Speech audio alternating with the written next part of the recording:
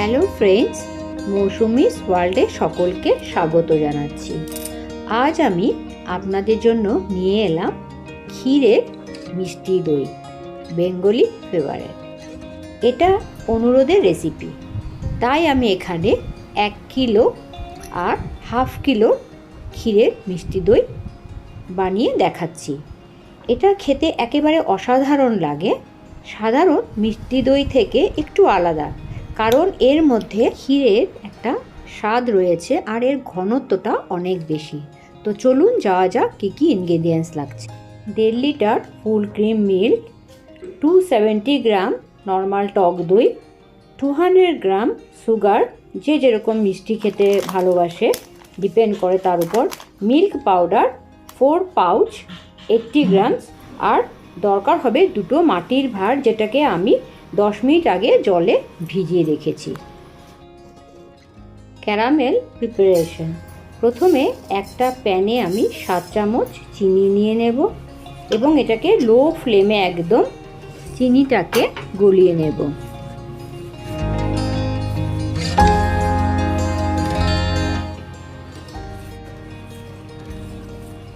এভাবে রাখতে রাখতে চিনিটা অটোমেটিক গলে যাবে লো ফ্লেমে।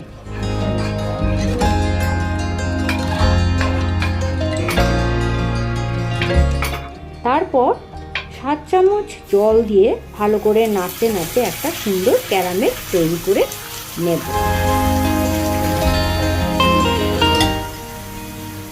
প্রথমে জল দিলে চিনিটা ক্রিস্টাল হয়ে যায়, তো এটাতে আপনারা ভয় পাবেন না, এটা নাড়তে নাড়তে লো ফ্লেমে অটোমেটিক সুন্দর একটা ক্যারামেল তৈরি হয়ে যাবে।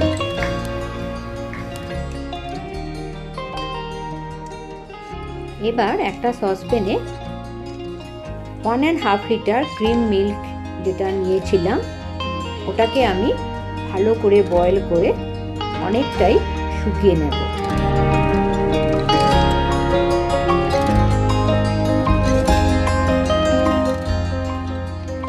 এইভাবে দুধটা যখন ঘন হয়ে আসবে তখন আমি 7 টেবিল স্পুনের মতন দুধ সরিয়ে রাখছি।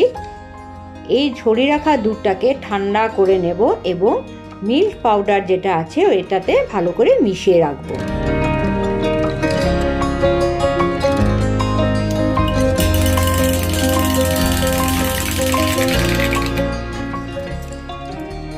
এবার যে ক্যারামেলটা তৈরি করেছিলাম ওটা দুধের সাথে ভালো করে মিশিয়ে নেব।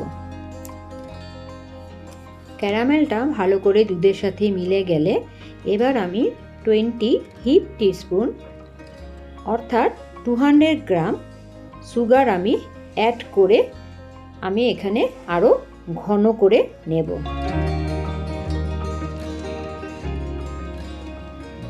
যেহেতু ক্ষীরের দই বানাচ্ছি তাই দুধটা একটু বেশি ঘন করে নিতে হবে এবং আমরা যে টক দইটা নেব সেটার পরিমাণটাও একটু বেশি লাগবে। দুধের সাথে মিশিয়ে রাখা পাউডার মিল্কটাও অ্যাড করে নিয়ে ভালো করে আরও ঘন করে নিচ্ছি। এভাবে নাড়তে নাড়তে দুধটা অনেকটাই ঘন হয়ে এসছে এবং রঙটা অনেকটা ক্ষীরের মতন হয়ে এসছে। তো এবার আমি এটাকে গ্যাসের ফ্লেমটা অফ করে ঠান্ডা করে নেব।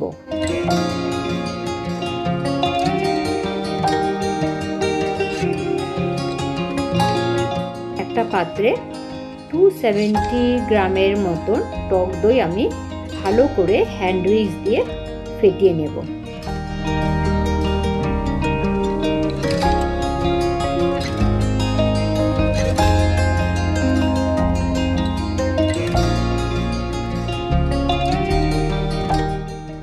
দইটা ভালোভাবে ফেটানো হয়ে গেলে ভাঁড়ে সামান্য দই মেখে নিলাম, এতে দই ভালো সেটিং হয়। দুধটা ঠান্ডা হওয়ার পর একটা ঘন সর পড়েছিল, তাই জন্য আমি এই সরটাকে দুধের সাথে ভালো করে মিশিয়ে নিচ্ছি যাতে কোনো লাম্পস বা দলা না থাকে। এবার ফেটানো দইটাকে দুধের মধ্যে ভালো করে মিশিয়ে নেব। এবং যে ভাঁড়গুলোতে আমি দই বসাবো সেটাতে আমি ঢেলে দেব। এখানে একটা লাইটের প্রবলেম হয়েছে, শ্যাডো দেখতে পাচ্ছেন, কারণ বানানোর সময় লাইট চলে গেছিলো। তারপর যখন লাইটটা এসেছে অনেক লো ভোল্টেজ ছিল, খুবই লো ভোল্টেজ, এবং আমাকে ফ্ল্যাশ লাইটটা ইউজ করতে হয়েছে। তো সরি ফর দ্য ইনকনভেনিয়েন্স। ভাঁড়গুলোতে ঢাকনা দিয়ে একটা টাওয়েলের উপর রেখে ভালো করে র্যাপ করে নেব। এভাবে 1 কেজি এবং হাফ কেজি দুটো পাত্রই আমি এইভাবে টাওয়েল দিয়ে মুড়ে নেব।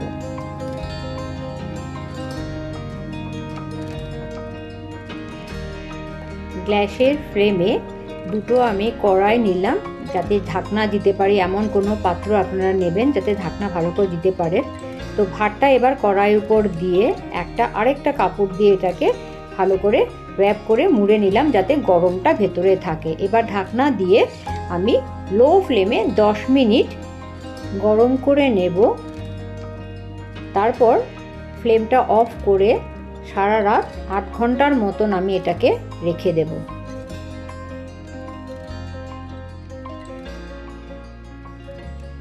8 ঘন্টা পর সকালবেলা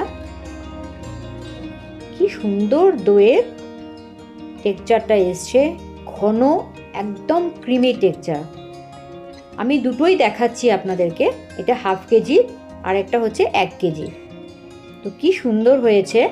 এবার আমি এটাকে ফ্রিজে রেখে দেব 5 থেকে 6 ঘন্টার জন্য। গরমের দিনে একটু বেশি লাগে, নাহলে 4 ঘন্টায় সেট হয়ে যায়।